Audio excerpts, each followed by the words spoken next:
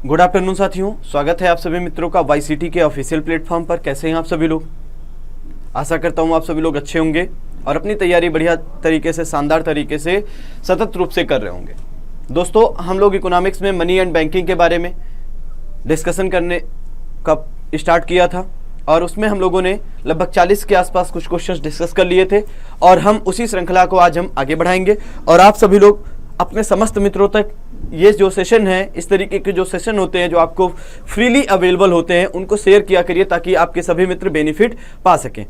तो आइए, ज़्यादा समय न लेते हुए हम आपके आज के पहले प्रश्न की तरफ चलते हैं और पहला प्रश्न देखिएगा क्या है। कह रहा है, which of the following is not the instrument of monetary policy in India. बहुत बढ़िया आप क्वेश्चन बता रहे हैं, कह रहे हैं कि which of the following is not the instrument of monetary policy India. Bharat में मौद्रिक नीति का उपकरण निम्नलिखित में से कौन सा नहीं है। नहीं पर फोकस करना था। और देखिए, यूपीपीसीएस की 2017 का क्वेश्चन है दोस्तों, और ऑप्शन क्या क्या है? कह रहे हैं रेपो रेट, एसएलआर कह रहे हैं, फिर सीआरआर कह रहे हैं और फिर कह रहे हैं टैक्स चेंज कह रहे हैं, कर परिवर्तन।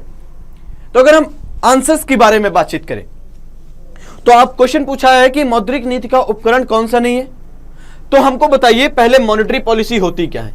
अगर हम भारत की बात करें तो मॉनेटरी पॉलिसी ऐसी पॉलिसीज होती हैं जिनका निर्माण और क्रियान्वयन किसके द्वारा किया जाता है? सेंट्रल बैंक के द्वारा, आरबीआई के द्वारा किया जाता है। और मॉनेटरी पॉलिसी के जरिए कुछ उद्देश्य तय किए जाते हैं, कुछ उद्देश्य तय किए जाते हैं आरबीआई के द्वारा। और इन उद्देश्यों में आर्थिक स्थिरता, विनिमय दर में एक प्रकार से एक रेंज तय कर देती है आरबीआई, उसमें स्थिरता लाने का प्रयास करती है। इकोनॉमिक डेवलपमेंट, इन्फ्लेशन को कंट्रोल करने का प्रयास करती है। ये कुछ उद्देश्य होते हैं और इन्हीं उद्देश्यों को प्राप्त करने के लिए जो आरबीआई है वो मॉनेटरी पॉलिसी इंस्ट्रूमेंट का प्रयोग करती है। किसका प्रयोग करती है? मॉनेटरी पॉलिसी इंस्ट्रूमेंट का। ये इंस्ट्रूमेंट दो प्रकार के होते हैं। दो प्रकार के कौन कौन से इंस्ट्रूमेंट होते हैं? पहले इंस्ट्रूमेंट होते हैं मात्रात्मक उपकरण, मात्रात्मक उपकरण, और दूसरे होते हैं गुणात्मक उपकरण। गुणात्मक उपकरण, मात्रात्मक का मतलब है कि आरबीआई अपने इंस्ट्रूमेंट में जब कुछ चेंजमेंट करेगी तो इससे मात्रात्मक चेंजमेंट होगा लिक्विडिटी में। लिक्विडिटी क्या होता है? जो हमारे और आपके पास में पैसा कैश के फॉर्मेट में होता है, कैश के फॉर्म में होता है, उसे हम लिक्विडिटी कहते हैं। तो आरबीआई जब मात्रात्मक उपकरणों में चेंजमेंट करती है तो इससे सीधे लिक्विडिटी चेंज होती है। लिक्विडिटी पर असर पड़ता है, लिक्विडिटी कम होती है, ज्यादा हो जाती है, वो डिपेंड करता है कि मॉनेटरी पॉलिसी के इंस्ट्रूमेंट में किस तरीके का चेंजमेंट किया गया है। और इसके लिए आरबीआई दो प्रकार की मॉनेटरी पॉलिसी बनाती है। एक होती है एक्सपेंशनरी और दूसरी होती है कॉन्ट्रैक्शनरी। एक्सपेंशनरी का मतलब होता है विस्तारवादी, मतलब मार्केट में एक प्रकार से लिक्विडिटी को और ज्यादा डालना है।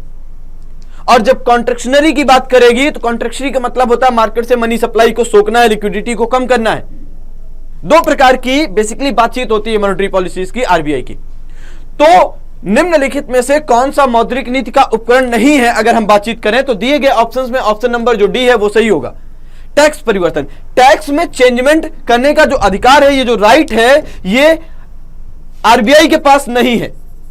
किसके पास है? ये वित्त मंत्रालय करता है, फाइनेंस मिनिस्ट्री करती है।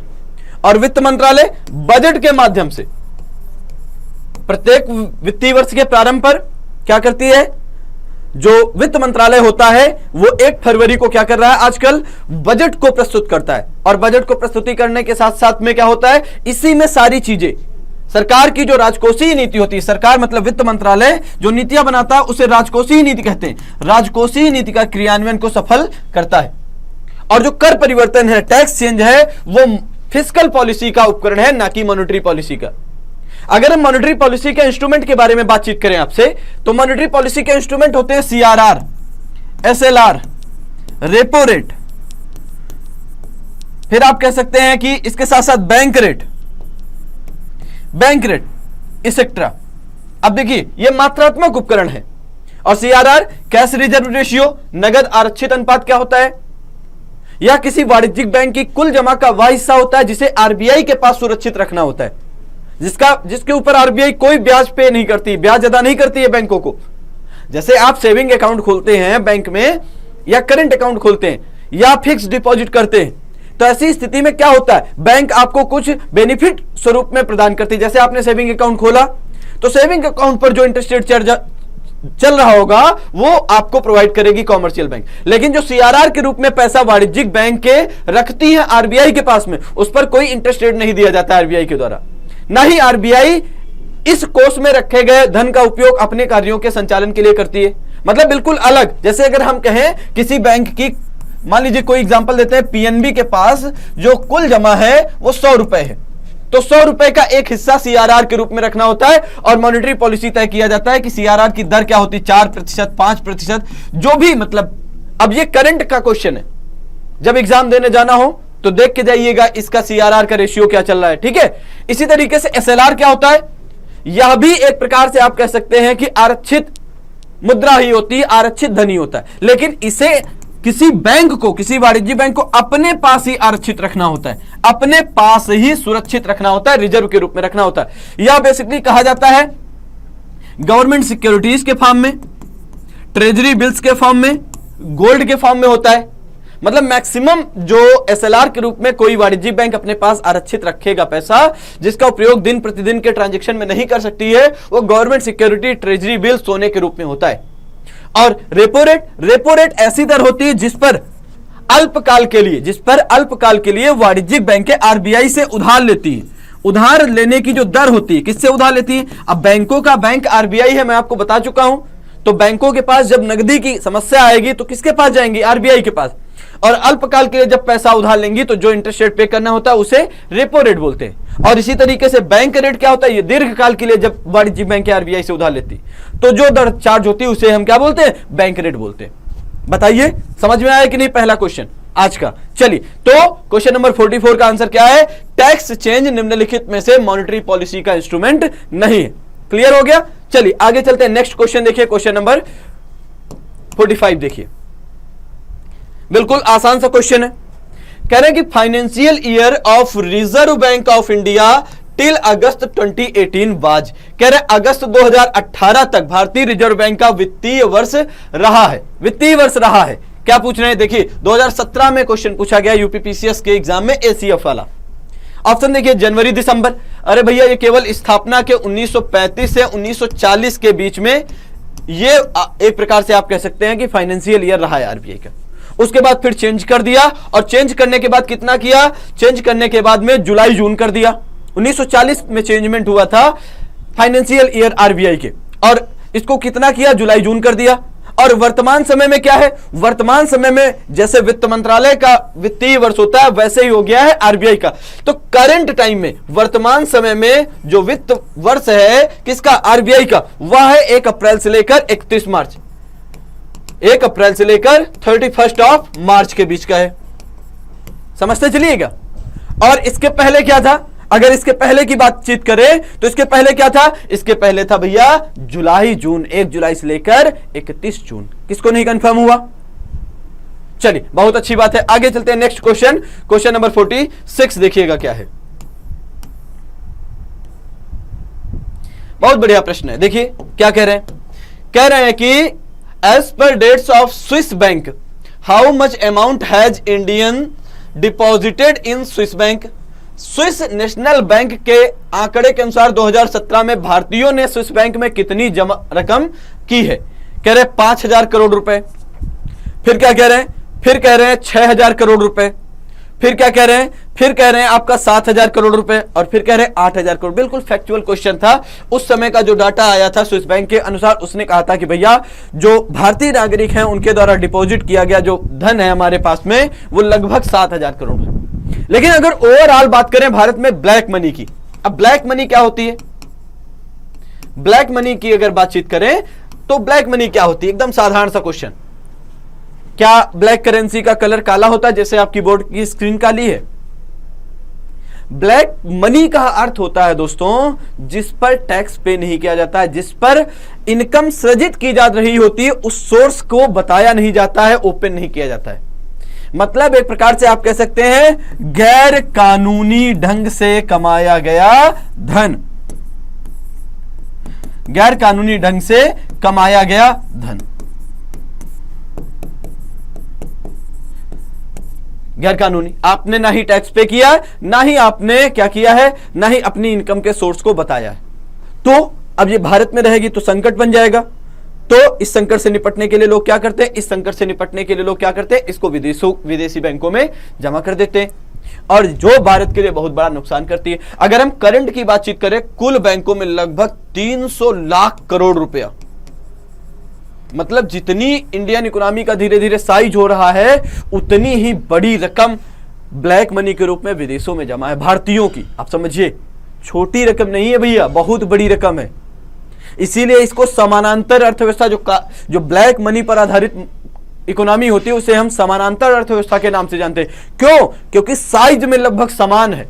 मतलब जितनी बड़ी हमारी जीडीपी का साइज है, उतनी ही अमाउंट में हमारी ब्लैक मनी की भी मार्केट है, उतनी ही बड़ी अमाउंट में आप कह सकते हैं। चलिए आगे चलते हैं। नेक्स्ट क्वेश्चन देखिए, क्वेश्चन नंबर 47 देखिएगा क्या है। अच्छा क्वेश्चन है, बिल्कुल साधारण सा क्वेश्चन है। क्वेश्चन नंबर 47 कह रहे रुपए वाज इशूड बाई, रुपए वाज इशूड बाई, रुपए जारी किया गया है। कह रहे स्टेट बैंक ऑफ इंडिया द्वारा, स्टेट बैंक ऑफ इंडिया द्वारा, फिर कह रहे नाबार्ड द्वारा, फिर कह रहे Indian national payment corporation limited द्वारा, भारतीय राष्ट्रीय भुगतान निगम लिमिटेड द्वारा, और फिर क्या कह रहे हैं, नेशनल सिक्योरिटी डिपॉजिट लिमिटेड को द्वारा। बताना रुपए कार्ड किसके द्वारा जारी किया गया। कल आप लोगों ने अपना अपना एटीएम अगर देखा होगा तो उस पर लिखा होता है किनारे, जो कार्ड होता है आपका उस पर किनारे लिखा होता है, इधर मास्टर कार्ड, रुपए कार्ड, ये सब लिखा होता है। तो यहां पर सिंपल सा वही पूछा है कि वो जो कार्ड जारी करता है उसके बारे में पूछ रहा है कि रुपए कार्ड कौन जारी करता है या किसके द्वारा जारी किया गया। 4 ऑप्शन आपके सामने, हमको बताइए क्वेश्चन नंबर 47 का आंसर क्या होगा। आंसर होगा दोस्तों Indian national payment corporation limited के द्वारा, Indian national payment corporation limited के द्वारा इसको जारी किया गया था। इसको कब जारी किया गया था, तो 26 मार्च 2015 को। कब? 26 मार्च 2015 को यह जारी किया गया था दोस्तों। बहुत बिल्कुल फैक्चुअल क्वेश्चन था। चलिए आगे चलते हैं, नेक्स्ट क्वेश्चन देखिएगा। क्वेश्चन नंबर 48 देखते हैं क्या है। अच्छा क्वेश्चन है, देखिए ये भी 48 देखिए क्या है। Who is the financial agent and adviser of government in currency and financial affairs. क्या कह रहे हैं, मुद्रा एवं वित्तीय मामलों में सरकार का वित्तीय अभिकर्ता एवं सलाहकार कौन है। पहला ऑप्शन कह रहे हैं नाबार्ड है, दूसरा कह रहे हैं एसबीआई है, देखिए, फिर तीसरा कह रहे हैं ये आरबीआई है। देखिए ये थोड़ा सा मिस्टेक है, इसको आरबीआई कर दीजिएगा।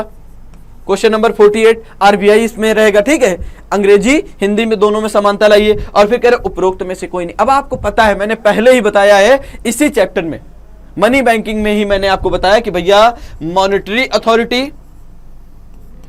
और मनी अथॉरिटी के बारे में, मॉनेटरी अथॉरिटी और मनी अथॉरिटी के बारे में मैंने आपको बताया कि ये दोनों ही कौन है, ये दोनों हमारा आरबीआई है, रिजर्व बैंक ऑफ इंडिया। और इसकी स्थापना कब की गई थी, आरबीआई एक्ट 1934 के जरिए, आरबीआई एक्ट 1934 के जरिए 1 अप्रैल 1935 को, अप्रैल 1 1935 को इसकी स्थापना की गई थी। 1935 है जब स्थापना की गई थी, तब इसका हेडक्वार्टर कलकत्ता में था, लेकिन वर्तमान समय में अगर हम बात करें इसके हेडक्वार्टर की तो बंबई में है।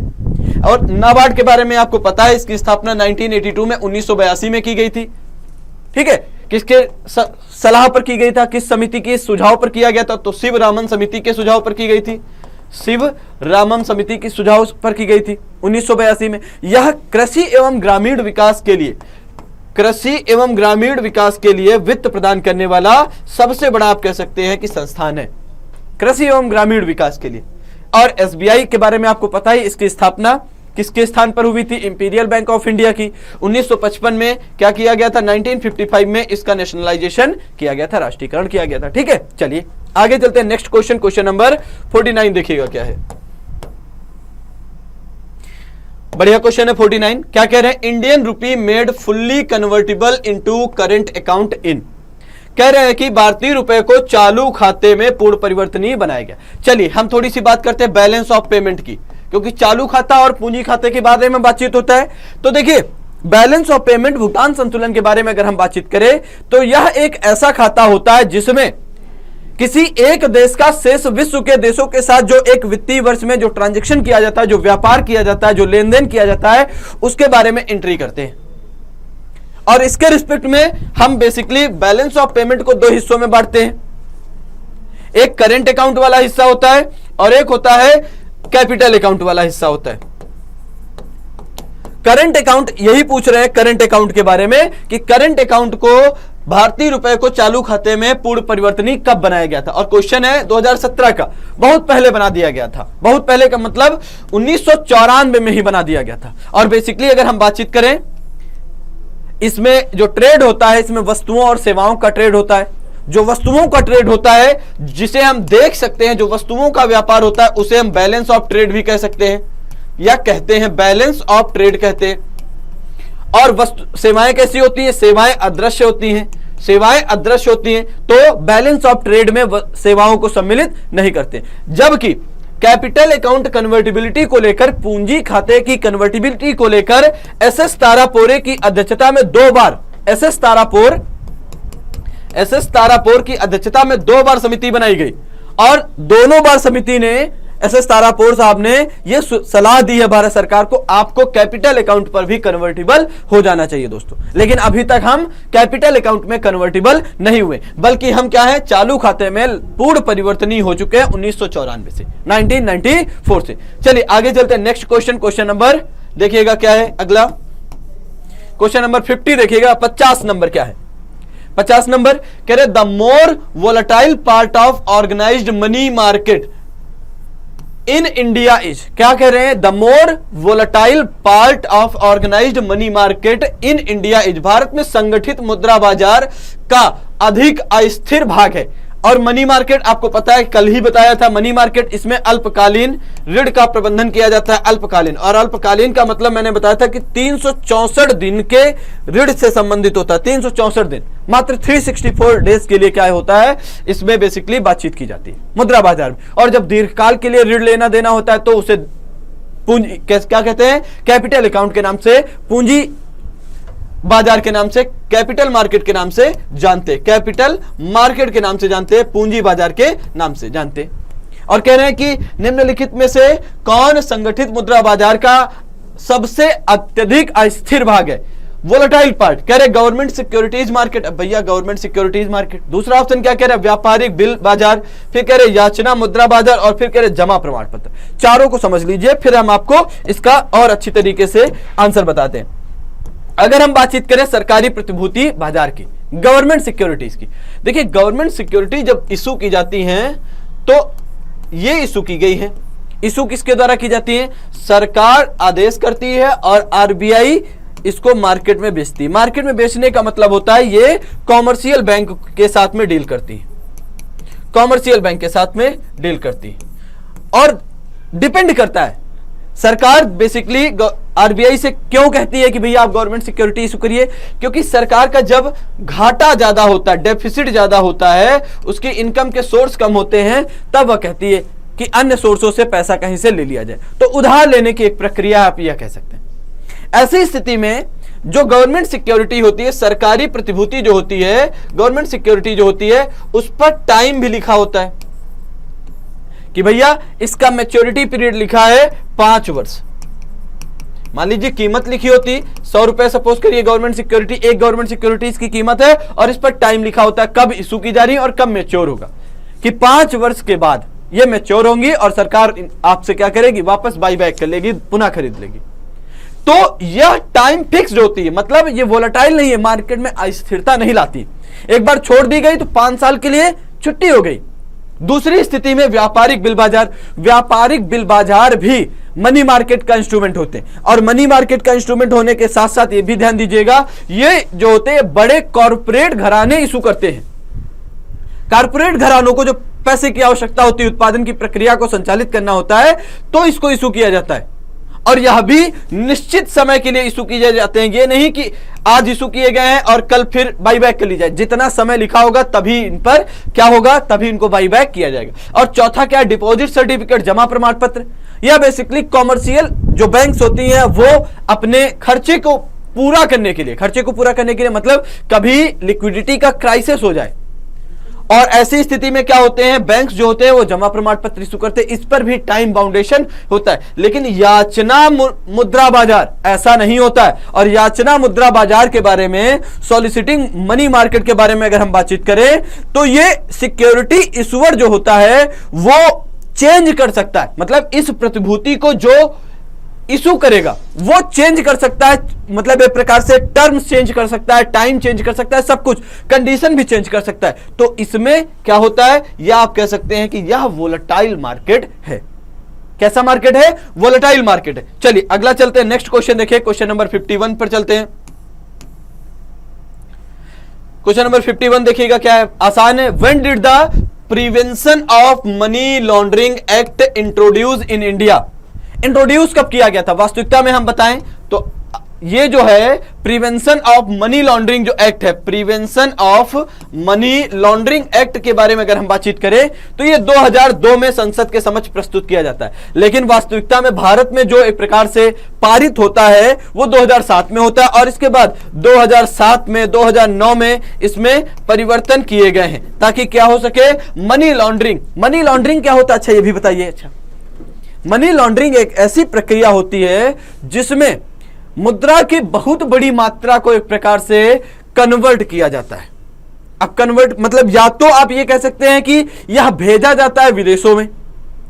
मनी लॉन्ड्रिंग की प्रक्रिया में आप देखेंगे यह जो पैसा होता है मनी लॉन्ड्रिंग में जो आता है पैसा, उसको भेजा जाता है और विदेश में बेसिकली इसके जरिए क्या होता है, फिर यह वापस भारतीय शेयर बाजार में पार्टिसिपेटरी नोट्स के माध्यम से फिर से इन्वेस्ट कर दिया जाता है और लाभ कमाता रहता है। और पार्टिसिपेटरी नोट्स के संबंध में यह खराब बात है कि यह सोर्स ऑफ इनकम नहीं देखता है, इन्वेस्टमेंट बस देखता है कि पैसा आ गया, लेकिन यह नहीं देखता है कि पैसा आया कहां से, उसकी जड़ तक पहुंचने का प्रयास नहीं करता है। इसीलिए भारतीय लोग जो है जो काला धन रखते हैं वो पार्टिसिपेटरी नोट्स के माध्यम से फिर से भारतीय बाजार में क्या करते हैं, लाभ कमाते हैं। चलिए अगला करते हैं, नेक्स्ट क्वेश्चन, क्वेश्चन नंबर 52 देखिएगा, क्या है 52 नंबर, देखिए क्या है 52 नंबर 52, कह रहे हैं कि consider the following liquid asset. Liquid asset के बारे में पूछ रहे हैं, निम्नलिखित तरल परिसंपत्तियों पर विचार कीजिए। तरल परिसंपत्तियों पर विचार कीजिए। कह रहे demand deposits with the banks, बैंकों के पास मांग जमा, डिमांड डिपॉजिट, ठीक है। अब डिमांड डिपॉजिट में आपको पता है ना क्या क्या होता है, सेविंग अकाउंट और करंट अकाउंट, ठीक है। दूसरा देखिए टाइम डिपॉजिट विद बैंक, अब इसमें पता है क्या आता है, टाइम डिपॉजिट का मतलब फिक्स डिपॉजिट जो करते हैं लोग। फिर कह रहे हैं तीसरा देखिए सेविंग डिपॉजिट विद बैंक, बैंकों के पास केवल इसमें कह रहे हैं सेविंग अकाउंट, केवल सेविंग अकाउंट वाला पैसा कह रहे हैं। और चौथा क्या कह रहे हैं, करेंसी, करेंसी पैसा, लिक्विडिटी जो आपके पास होता है। कह रहे correct sequence of these decreasing order of liquidity, कह रहे इन परिसंपत्तियों का तरलता के घटते हुए क्रम में सही अनुक्रम है। और आईएएस का क्वेश्चन है 2013 का, आसान सा क्वेश्चन है, बिल्कुल आसान सा क्वेश्चन, थोड़ी सी चीजें जान रही। सबसे तरल क्या है, सबसे तरल है जो हमारे और आपके पास करेंसी होती है, जो पैसा होता है, मतलब जो मुद्रा होता है वो सबसे ज्यादा तरल है, सबसे सर्वाधिक तरल। फिर आप क्या कह सकते हैं, फिर आप कह सकते हैं दूसरे नंबर पर तरल कौन है, दूसरे नंबर पर आप कहेंगे कि जो सेविंग अकाउंट और करंट अकाउंट वाला है, डिमांड डिपॉजिट जो है वो सर्वाधिक तरल है। फिर तीसरा नंबर पर कौन तरल है, बैंकों के पास जो सेविंग डिपॉजिट है वो तरल है। फिर सबसे लास्ट में सबसे कम तरल कौन है, तब आप कहेंगे कि भैया, आप कहेंगे कि जो टाइम डिपॉजिट है बैंकों के पास वो सबसे कम तरल है। तो दिए गए आंसर्स को चेक करिए कौन सा मिलान सही हो जाता है। कह रहे currency, demand deposit, saving deposit और क्या कह रहे हैं, फिर कह रहे हैं टाइम डिपॉजिट या टर्म डिपॉजिट। चलिए बताइए कौन सा सही हो जाता है। तो दिए गए ऑप्शंस को मैच करने का प्रयास करिए। सबसे पहले 4 नंबर होगा तो ये वाला और ये वाला, इन दोनों में से एक होगा। फिर 4 के बाद डिमांड डिपॉजिट देखिएगा क्या है, ये हमारा 1 नंबर। 4 के बाद 1 देखिएगा कहां है, तो ऑप्शन नंबर डी। 4 के बाद 1 देखिए कहां है, तो ऑप्शन नंबर क्या हो जाएगा, ऑप्शन नंबर डी बिल्कुल सही हो जाएगा। तो क्वेश्चन नंबर 52 का कौन सा आंसर होगा, 52 का आंसर होगा डी। ठीक है, समझ में आ गया। चलिए आगे चलते हैं, नेक्स्ट क्वेश्चन चलते हैं, क्वेश्चन नंबर 53 के बारे में चलते हैं।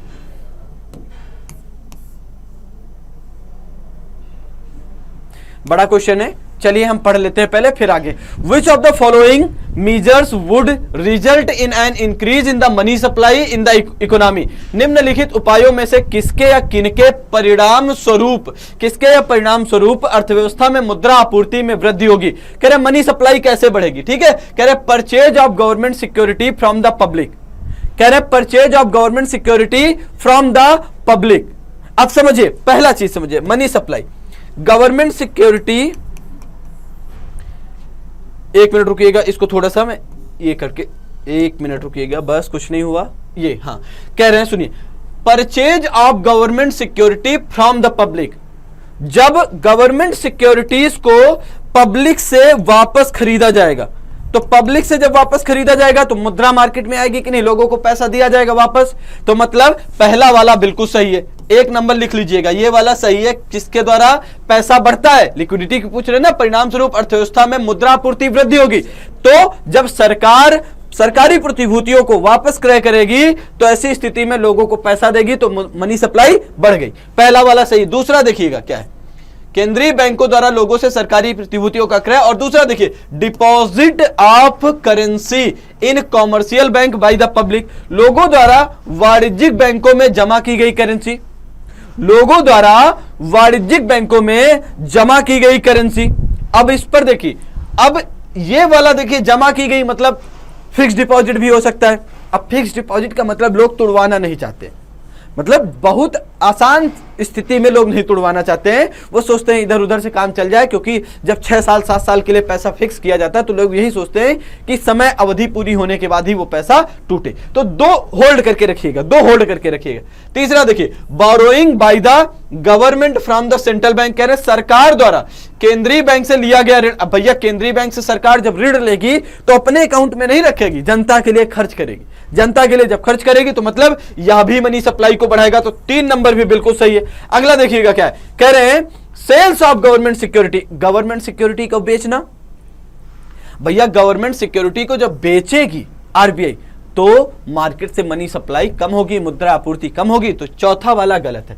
1 और 3 की स्थिति में देखिएगा कौन सा सही बनता है। 1 और 3 की स्थिति में देखिए, कहीं पर 1 और 3 है, हाँ, तो 1 और 3 जहां पर होगा वो सही होगा। तो ऑप्शन नंबर कौन सा होगा? ऑप्शन नंबर सी सही होगा। क्वेश्चन नंबर आपके सामने 53 का। चलिए आगे चलते हैं, नेक्स्ट क्वेश्चन पर चलते हैं। अगला क्वेश्चन देखिए 54 नंबर। निम्नलिखित कथनों पर विचार कीजिए। कथन पर विचार करना है। क्या कथन है? कह रहे हैं कि consider the following statement, the price of any currency in international market is decided by the, कह रहे हैं कि किसी मुद्रा का अंतरराष्ट्रीय बाजार मूल्य निर्धारित होता है। किसी मुद्रा का अंतरराष्ट्रीय बाजार मूल्य निर्धारित होता है। कैसे? कह रहे हैं कि वर्ल्ड बैंक के द्वारा। भैया वर्ल्ड बैंक का कोई हस्तक्षेप नहीं है करेंसी के निर्धारण में, करेंसी के मूल्य के निर्धारण में वर्ल्ड बैंक का कोई योगदान नहीं है। एक जहां जहां नहीं है उसको हटा दीजिए। पहले एक देखिए, एक कहां कहां पर नहीं है। तो बी, ए नंबर, और आप कह सकते हैं ए नंबर और डी नंबर पहले ही हटा दीजिए। बचता क्या है? बी और सी। चलिए फिर से वापस चलते हैं। दूसरा देखिएगा क्या है।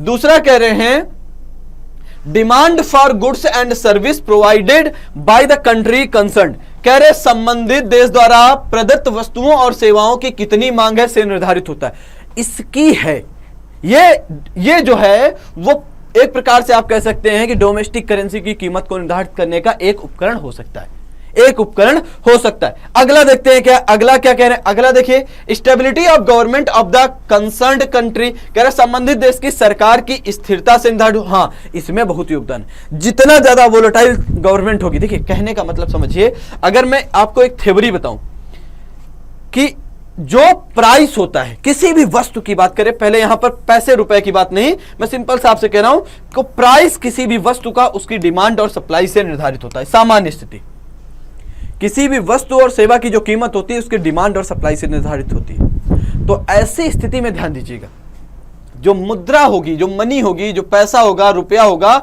उसकी कीमत भी उसकी मांग और कीमत से, मांग और पूर्ति से निर्धारित होगी। अब सपोज करिए हमारे देश में बहुत, जैसे अब 10 वर्ष हो गए, 10 वर्ष धीरे धीरे हो जाएंगे नरेंद्र मोदी के, है ना, आगे 2024 में।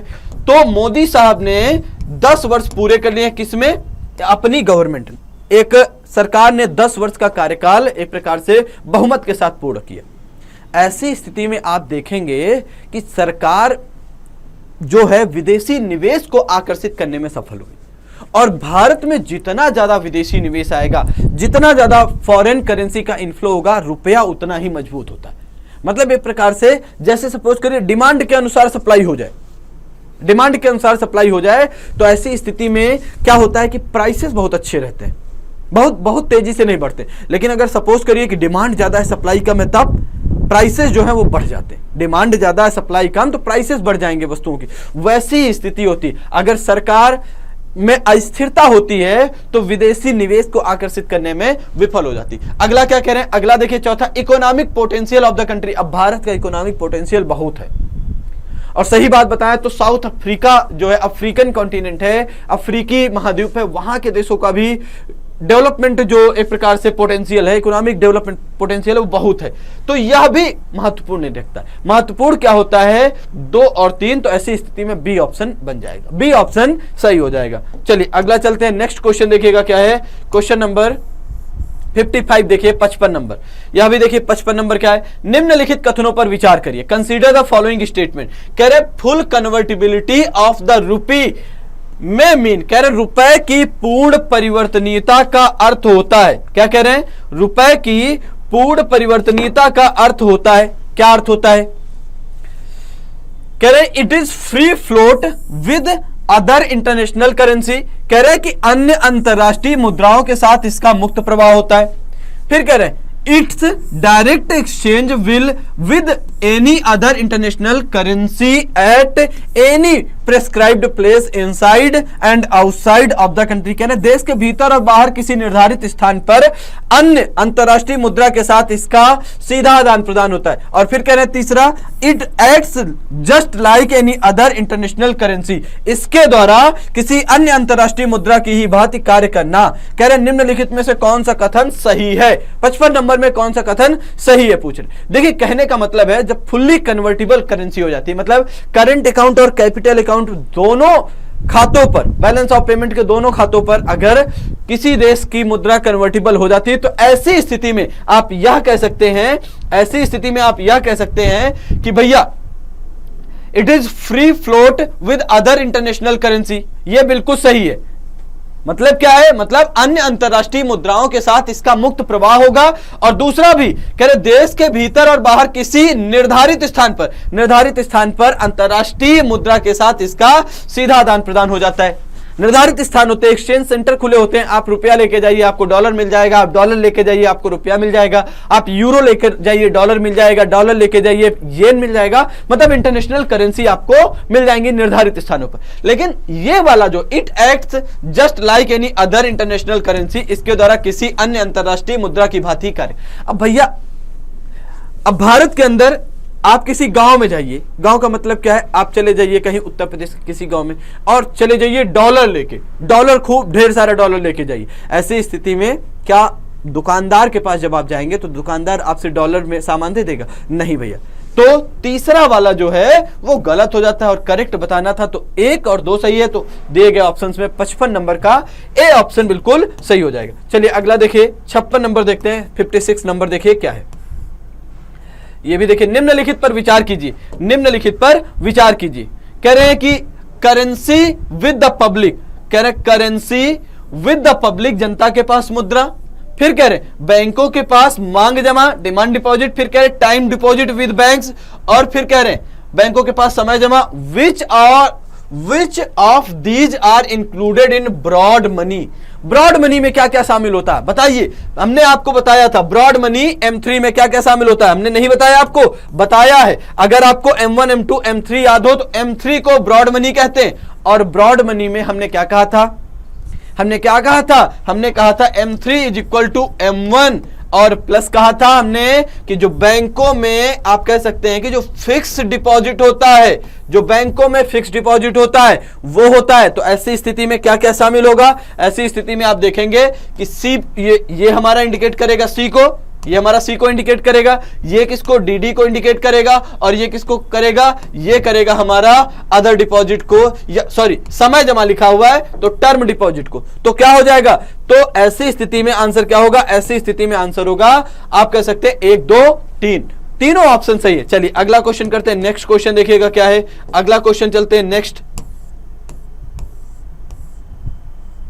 57 नंबर देखिएगा क्या है, 57 कह रहे हैं कि कंसीडर द फॉलोइंग स्टेटमेंट। कह रहे हैं the Indian rupee is fully convertible. निम्नलिखित कथनों पर विचार करिए। कह रहे हैं भारतीय रुपया पूर्णतः परिवर्तनीय है in respect of current account of balance of payment. हमने आपको बताया 1994 से 1994 से ही चालू खाते पर जो भारतीय रुपया है वो पूरी तरीके से परिवर्तनीय है। दूसरा क्या कह रहे in respect of capital account of balance of payment. भैया बिल्कुल गलत कह रहे हैं, भुगतान से इसके पूंजी लेखा के संबंध में कन्वर्टिबल है। भैया बिल्कुल गलत है, तीन जो हमारा 2 नंबर है वो बिल्कुल गलत है। तो ऐसी स्थिति में तीसरा भी कहीं पर दिया है, हाँ, इनटू गोल्ड कह रहे स्वर्ण में। अब देखिए 3 दिए हुए हैं ना, इनटू गोल्ड, ये 3 दिए हुए और ऑप्शंस भी 3 है, तो 2 नहीं है। अब बताइए हमको कौन सा सही होगा 57 का। तो 57 की अगर हम बातचीत करें तो जो भारतीय रुपया पूर्णतः कन्वर्टिबल है वो किस पर है, आप कहेंगे कि केवल और केवल करंट अकाउंट खाते पर कन्वर्टिबल है, करंट अकाउंट खाते पर कन्वर्टिबल। चलिए अगला चलते हैं, नेक्स्ट क्वेश्चन देखिएगा। Capital account convertibility of the Indian rupee implies, क्या कह रहे हैं, भारतीय रुपए की पूंजीगत लेखा परिवर्तनीयता का अर्थ है। आईएएस का क्वेश्चन है 1998 का। कह रहे हैं कि पूंजी खाता की जो परिवर्तनीयता है इसका अर्थ क्या है, आपको बताना है। कह रहे हैं 58 नंबर क्वेश्चन है और देखिएगा, कह रहे हैं that the Indian rupee can be exchange by the authorised dealers for travel. कह रहे हैं कि यात्रा के लिए भारतीय रुपए की प्राधिकृत डॉलर या डीलर द्वारा विनिमय किया जा सकता है। दूसरा क्या कह रहे हैं, that the Indian rupee can be exchange for any major currency for purpose of trade in goods and service. माल और सेवाओं के व्यवसाय से भारतीय रुपए को किसी भी प्रमुख मुद्रा से विनिमय किया जा सकता है। तीसरा ऑप्शन कह रहे हैं, तीसरा ऑप्शन क्या कह रहे हैं, 1 मिनट रुकिएगा, इसको ऊपर कर देते हैं। तीसरा ऑप्शन कह रहे हैं कि वित्तीय परिसंपत्ति के व्यापार के प्रयोजन से भारतीय रुपए का किसी भी प्रमुख मुद्रा से विनिमय किया जा सकता है। और अगला क्या कह रहे हैं, अगला कह रहे हैं नन ऑफ द एबव। तो आपको बताना है सही वाला, सही वाला आपको बताना है। और ऐसी स्थिति में क्वेश्चन नंबर 58 को अगर हम देखें तो देखिएगा क्या है, कह रहे हैं कि देखिए question number 58, capital account convertibility of Indian rupee implies, भारतीय रुपए की पूंजीगत लेखा परिवर्तनीयता का अर्थ है। बिल्कुल समझिएगा, इसका मतलब यह है कि जो हमारा कैपिटल अकाउंट है, कैपिटल अकाउंट में जो भी इनफ्लो होगा, इनफ्लो का मतलब आप समझिए, कहने का मतलब जो विदेशी निवेश आता है, एफडीआई आता है, एफपीआई आता है। अब एफडीआई के भी 2 रूप होते हैं, अगर आप लोगों ने पढ़ा हो तो एफडीआई आता है हमारा ग्रीनफील्ड एफडीआई के रूप में आता है और दूसरा आता है ब्राउनफील्ड एफडीआई के रूप में। और ग्रीनफील्ड क्या होता है, ग्रीनफील्ड में बिल्कुल नया उद्यम स्थापित किया जाता है, बिल्कुल नया, बिल्कुल सारा का सारा सब कुछ, जमीन खरीदी जाएगी, बिल्डिंग नहीं बनाई जाएगी, बिल्कुल नया स्ट्रक्चर बन के तैयार होगा और नई कंपनी। और ब्राउनफील्ड पहले से कार्यरत किसी कंपनी में जब निवेश होता है तो उसे हम ब्राउनफील्ड इन्वेस्टमेंट कहते हैं। और ध्यान दीजिएगा फिर आगे यह जो फॉरेन इन्वेस्टमेंट आता है या एफआईआई के रूप में भी आता है और एफपीआई फॉरेन इंस्टीट्यूशनल इन्वेस्टमेंट के रूप में और फॉरेन पोर्टफोलियो इन्वेस्टमेंट के भी रूप में आता है। लेकिन यहां पर ध्यान दीजिएगा, ये जो सारा इन्वेस्टमेंट आता है यह कैपिटल अकाउंट में आता है। और कैपिटल अकाउंट में जब आता है तो आप देखेंगे कि कैपिटल अकाउंट में कन्वर्टिबल का मतलब, कहने का मतलब होता है कि आप यह स्थिति क्रिएट कर देंगे कि जहां पर वित्तीय परिसंपत्ति के व्यापार के प्रयोजन से